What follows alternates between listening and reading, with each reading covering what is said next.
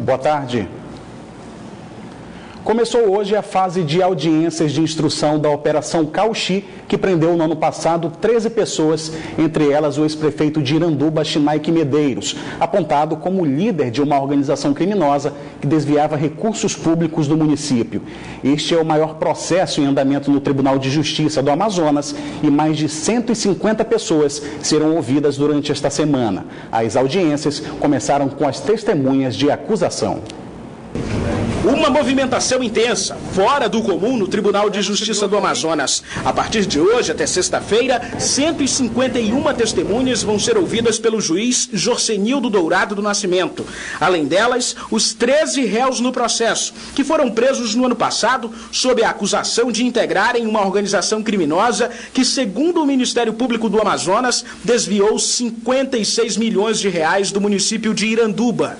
Para a oitiva das testemunhas, seja comprovada tudo aquilo que foi narrado na denúncia, né? Então, são vários questionamentos a respeito de todos os processos licitatórios, todas as fraudes, comprovar a organização criminosa, todos os delitos que foram narrados na denúncia. Nem todos os réus continuam presos. 7 estão em liberdade à espera de julgamento. Apenas 6 seguem na cadeia. Como a Justiça permite que os réus acompanhem as audiências direto do presídio para o tribunal, vieram o ex-prefeito de Iranduba, Schneik Medeiros, a irmã dele, Nádia Medeiros, o ex-secretário de Finanças, Davi Queiroz, e o ex-secretário de Infraestrutura de Iranduba, André Lima. A imprensa não teve acesso à sala de audiência. É que advogados das testemunhas pediram ao juiz que a imagem de seus clientes fosse preservada. Atualmente, esse é o maior processo do Tribunal de Justiça do Amazonas. São mais de 44 mil páginas. Por ser apontado durante a Operação Cauxi como líder da organização criminosa que saqueava os cofres públicos do município de Iranduba, o Ministério Público vai pedir no final do processo condenação máxima para o ex-prefeito Schneik Medeiros. Pena máxima, né? Porque são vários delitos, não é só um. Em especial, né, a lavagem, a organização criminosa, a concussão, o peculato, são vários delitos com penas altas e como foi de forma reiterada, a cada licitação ocorria novamente exatamente a mesma coisa. Então, e com dolo máximo, não há como pedir uma pena pequena, né? Por ser tão grande, o processo foi dividido em 3 partes: o núcleo político, administrativo e empresarial. O núcleo político vai ser ouvido na quinta-feira, o administrativo e empresarial na próxima sexta. O próximo passo depois é alguma outra diligência que esteja faltando ser requerida e as alegações finais das partes, tanto do Ministério Público quanto da Defesa. O juiz que está à frente do processo não concede entrevista, mas a assessoria do TEJAN informou que um réu terá tratamento diferenciado. Apenas um réu fez delação premiada.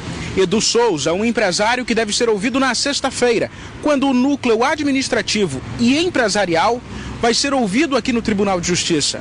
Edu Souza não poderá ficar em silêncio durante o interrogatório, já que assinou com o Ministério Público a delação premiada. Quem assina a delação premiada colabora com a Justiça com informações e provas. Em contrapartida, o réu pode ter pena reduzida e até mesmo cumprir a pena em regime semiaberto.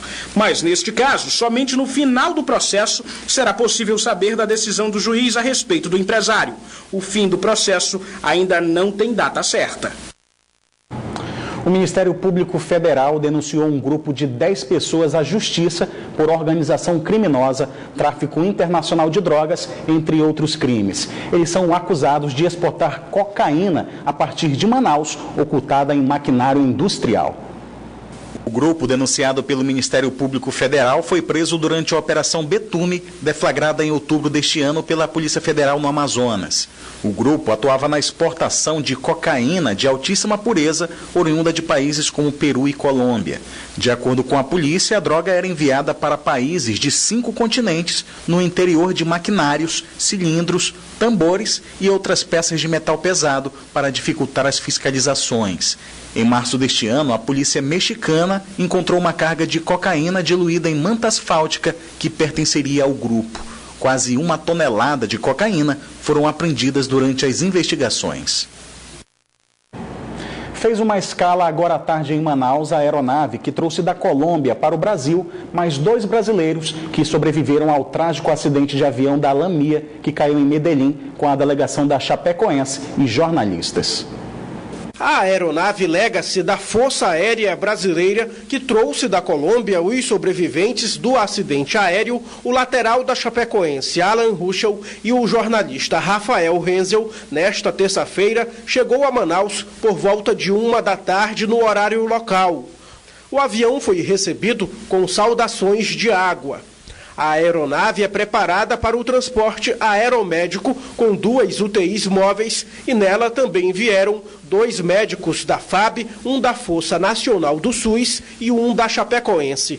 O médico do Ministério da Saúde, Edgar Tolini, disse que Alan e Rafael estão bem, inclusive conversam. Eles estão conversando, sentaram, entendeu? Acompanhamos o neto, e está todo mundo, existiu uma preocupação muito grande com o estado psicológico deles, lógico, todo mundo sabe da situação que eles passaram.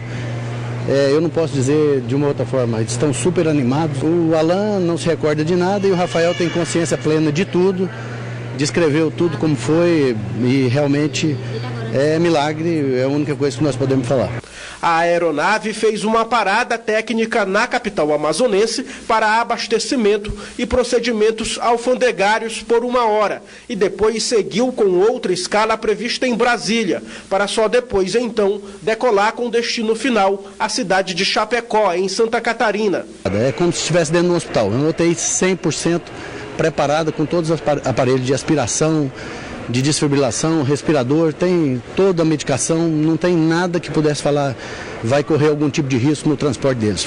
A viagem de retorno ao Brasil dos sobreviventes da tragédia com o voo da Chapecoense foi iniciada ainda nesta segunda-feira, com a transferência do goleiro Jackson Follman, que agora vai continuar o tratamento no Hospital Albert Einstein, em São Paulo. As aeronaves pararam no Amazonas por ser um ponto estratégico para a missão devido à proximidade com a Colômbia. Estamos esperando o restabelecimento do neto nesses próximos dias. O Dr. Edson ficou ainda, que é o intensivista da Chapecoense que está lá. O Dr. Mendonça está dentro da aeronave. E foram muito bem assistidos na Colômbia e o transporte foi feito com a maior segurança e com qualidade de atendimento. Pelo menos 70 barracos foram destruídos durante uma reintegração de posse realizada na manhã de hoje no bairro União da Vitória, na zona norte de Manaus. O terreno, que é de propriedade particular, está dentro de uma unidade de proteção permanente. A ação foi realizada pelo Grupo de Gestão Integrada da Secretaria de Segurança Pública do Estado e mais de 100 famílias foram retiradas do local. O mandado foi expedido pelo juiz da 19ª Vara Civil de Acidentes do Trabalho, Rogério Vieira. Os shoppings da capital esse ano entraram no período natalino com promoções e brindes aos clientes bem mais modestos que em anos anteriores. Os empresários naturalmente sentiram a crise e adotaram campanhas sem carros de luxo, sem viagens, ou seja, mais econômicas. Esse ano tudo está mais simples, a decoração bem posicionada e sem exagero para não gerar tanta despesa. É um Natal mais modesto dentro dos centros de compras. Os shoppings sempre tiveram a tradição de esbanjar nas cores natalinas, nas luzes que dão efeito. Mas a crise chegou por aqui também. E até o que era tão esperado pelos clientes, grandes promoções de fim de ano, como carros e viagens, agora é diferente. Neste shopping da Zona Centro-Sul, apresentações artísticas fazem parte da programação de Natal. Então nós estamos fazendo desde o dia 1º de dezembro agora shows diários às 7 horas da noite, com duração de 1 hora. São shows coreografados pela Fernanda Chama. É desta forma que a administração do shopping acredita que todos os clientes tenham acesso a um brinde do centro de compras com mais jeito de Natal. Nós estamos justamente buscando, a nossa campanha já é assim, resgatar o espírito de Natal. Como você disse, já foi um ano tão desafiador, um ano de tanto trabalho, e o final do ano é sempre gostoso. É gostoso pensar no que foi bom, no que pode ser melhorado, fazer um balanço do ano. O espírito natalino tem sido resgatado por motivo de força maior, até nos mais importantes varejistas. Da Zona Centro-Sul para a Zona Oeste de Manaus, a administração deste shopping não vai presentear os clientes com um automóvel de luxo, como fez no ano passado. Não tem carro, mas tem 5.000 panetones para todo mundo que comprar e atingir o valor de troca, só ir lá e ganhar. Reinventar-se tem sido a palavra mais usada nos últimos 2 anos de muita dificuldade financeira. A estratégia do Panetone é também mais acessível. Quem leva R$ 250 em compras, leva um para casa. Estrategicamente a gente muda o conceito, sai dessa imagem, né, de um carrão, mas eu consigo premiar muito mais pessoas e agradecer a 5.000 pessoas, pelo menos, que é o que a gente está distribuindo. Mesmo em período de austeridade, com poucos brindes, para as crianças o encanto do Natal é o mesmo. E só de entrar aqui já é a satisfação da Ana Helena. Tem que vir, tem que parar, tem que te registrar a fotinha. E ela ama foto, né? Então, já viu. E se o momento é de voltar às raízes do Natal, que assim seja. Feliz Natal! Beijo. Beijo. Vamos conferir agora a previsão do tempo para esta quarta-feira aqui em Manaus e em alguns municípios do interior do estado. Em Manaus, a previsão é de tempo nublado a encoberto com pancadas de chuva e trovoadas isoladas. As temperaturas variam entre 23 e 33 graus. Em Carauari, o tempo fica encoberto com chuva, mínima de 25 e a máxima não passa dos 30 graus. A mesma previsão para o município de Envira, onde as temperaturas variam entre 24 e 28 graus. Em Presidente Figueiredo, o tempo fica encoberto com pouca chuva. As temperaturas variam entre 24 e 29 graus. Está tudo pronto para o concerto de Natal Natividade, preparado pela Secretaria de Estado de Cultura. As apresentações acontecem entre os dias 16 de dezembro e o dia 21 no Teatro Amazonas. É a história do nascimento de Cristo, contado de forma diferenciada, através de canções, balé e cenários lúdicos. A obra foi escrita especialmente para o espetáculo por Max Carpentier, poeta e membro da Academia Amazonense de Letras, que contextualizou o tema de forma atual, respeitando a tradição da história.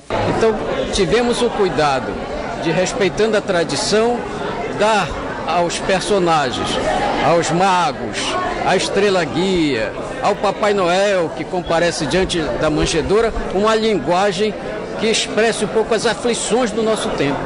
A apresentação de como será o concerto deste ano foi contada na manhã de hoje, no Palácio da Justiça.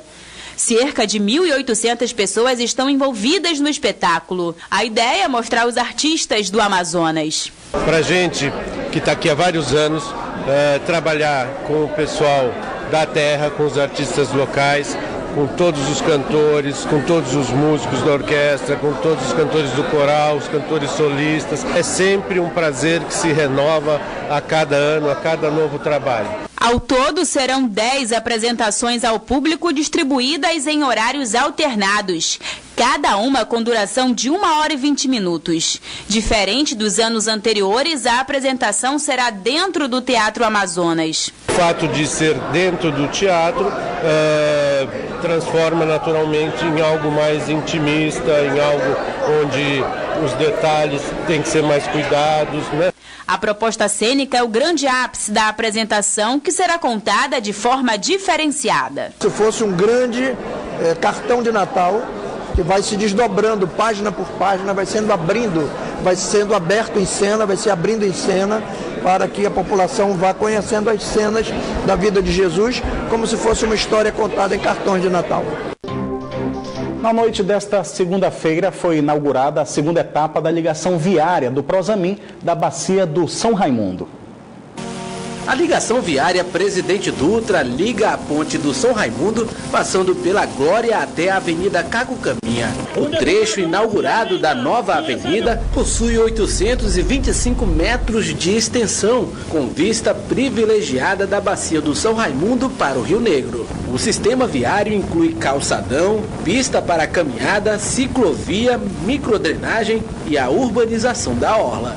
Essa região aqui era uma região que vivia numa situação subhumana, vivia numa situação de enorme dificuldades, com tráfico de drogas. Quando enchia, as famílias todas ficavam alagadas.